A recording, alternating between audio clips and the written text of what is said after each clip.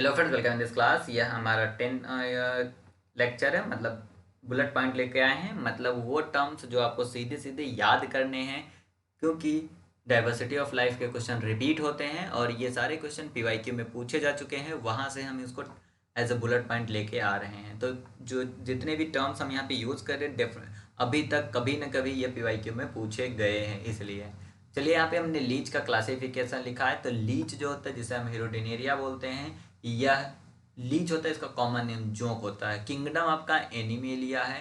Phylum आपका एनीलीडा है। Class हिरोडिनिया है, हिरुडीनिया है। ऑर्डर ग्नेथो ब्लेड ग्नेथो ग्नेथो ग्नेथो ब्लेडेलिया है। और जीनस आपका हिरोडिनेरिया है। तो हिरोडिनेरिया लीच का जो है जीनस होता है। यहीं पे दूसरा लॉबस्टर, लॉबस्टर का मैंने यहाँ पे लिख रखा है। लॉबस्टर का क्लासिफिकेशन में किंगडम एनिमेलिया है, फाइलम आर्थ्रोपोडा है, क्लास क्रस्टेशिया है, ऑर्डर डेकापोडा है और फैमिली इसकी नेफ्रो नेफ्रो नेफ्रोपीडिया है,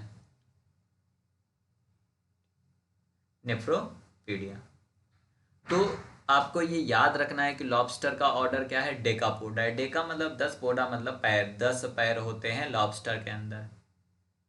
बाकी हर एक चीज़ अगर आप जूलॉजी से हो गए तो डेफिनेटली आपको पता होगा कि एनिमेलिया में क्यों रखा गया है, एनीलीडा में क्यों रखा गया। एनीलीडा में रखा गया क्योंकि पूरी बॉडी एन्यूलस होती है।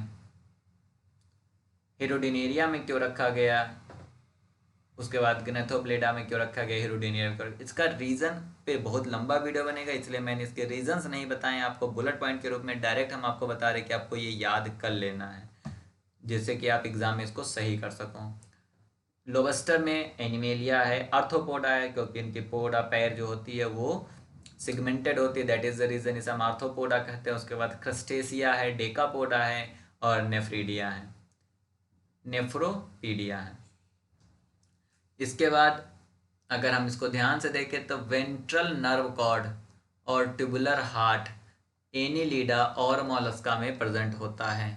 ये याद रखना है कि वेंट्रल नर्व कॉर्ड और ट्यूबुलर हार्ट जो होता है यह एनीलिडा और मोलस्का में प्रेजेंट होता है, बाकी इनवर्टिब्रेट में नहीं होता है। तो इसको यहाँ पे आपको याद रखना है कि कौन कहाँ पाया जा रहा है। Insect are not very good at breathing and rely on the tracheal system, which somewhat passive method to absorb the oxygen, and this limits their size. This limits their size in oxygen poor environment. देखो, insects के case में अगर हम insect की बात करें तो सबसे सक्सेसफुल अगर कोई एनिमल है तो पृथ्वी पे वो इंसेक्ट है। बट मज़े की बात है कि इंसेक्ट के ब्रीदिंग सिस्टम जो होती है वो इतना अच्छा नहीं होता है, बहुत पुअर होता है। दैट इज़ द रीज़न कि इंसेक्ट ट्रैकियल सिस्टम को यूज़ करता है for the breathing. Tracheal system से क्या होता है, वो बॉडी से डिफरेंट डिफरेंट पार्ट से ट्रैकिया के थ्रू क्या करता है, ऑक्सीजन को ऑब्जॉर्व करता है बाहर की तरफ से। एंड इस ट्रैकियल सिस्टम के कारण इनकी जो है this limits their size in oxygen poor environment. जहाँ पे ऑक्सीजन पुअर इन्वायरमेंट है वहाँ पे हमारा इंसेक्ट के साइज को लिमिट कर रहा है, लिमिटिंग फैक्टर की तरह यूज हो रहा है ट्रैकियल सिस्टम। जो इंसेक्ट को क्लासिफाइड करेंगे तो प्राइमरी क्राइटेरिया जो है क्लासिफाइंग इंसेक्ट का वो है number of leg. Number of leg के हिसाब से हम इंसेक्ट को क्लासिफाइड करते हैं। और जितने भी इंसेक्ट है, all insect have a 3 pair of leg. सिर्फ 3 पेयर ऑफ लेग का मतलब है 3 पेयर प्लस, मतलब 3 पेयर का मतलब है कि 6 लेग्स होते हैं। यहाँ पे एक टर्म है एस्ट्रीड्यूलेशन। एस्ट्रीड्यूलेशन जो है यह एक साउंड प्रोड्यूसिंग फिनोमिना है। एस्ट्रीड्यूलेशन क्या है, साउंड प्रोड्यूसिंग फिनोमिना है। आप शाम के समय कभी कभी देखते हो किसी जंगल या किसी प्लांट, मतलब जंगल के बगल से निकलो या कभी कभी अपने घर पे अगर प्लांट लगा रखे हो तो उस प्लांट के पास से एक साउंड क्रिएट होता है, ची ची ची ची ची ची का। तो वो जो साउंड क्रिएट हो रहा उसे हम एस्ट्रीड्यूलेशन कहते हैं। और वो साउंड प्रोड्यूस इसलिए हो रहा क्योंकि इंसेक्ट जो होती है अपनी बॉडी पार्ट्स को रब करते एक दूसरे के साथ, और यह बिहेवियर मोस्टली इंसेक्ट के साथ होता है। और क्रिकेट इसका एक बेस्ट एग्जाम्पल है। साउंड प्रोडक्शन के लिए साउंड प्रोड्यूस करता है, और दिस फिनोमिना इज कॉल्ड एस्टिडुलेशन।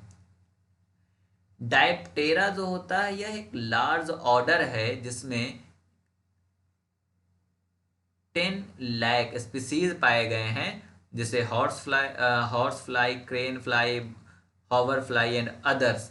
मतलब डायप्टेरा एक लार्ज ऑर्डर है इंसेक्ट का जिसके पास 10 लाख स्पीसीज हैं, जिसमें हाउस फ्लाई, हॉर्स फ्लाई नहीं है, हाउस फ्लाई होगा, house fly, crane fly, hover fly सब पाए जाते हैं। The fail army worm is a species in the order Lepidoptera। देखो आर्मी वॉर्म जो होता है, फॉल आर्मी वॉर्म जो है, यह लेपिडोप्टेरा का स्पीसीज है, ऑर्डर लेपिडोप्टेरा है जिसके अंदर आर्मी वॉर्म आता है। The armyworm refers to, armyworm का क्या मतलब है, refers to the several species often describing the large scale invasive behaviour of the species larval stage. Armyworm can refers to the several species, often describing the large-scale invasive behavior of the species larval stage। Army बम क्यों बोलते हैं, क्योंकि यह invasive behaviour show करता है इनका larval stage.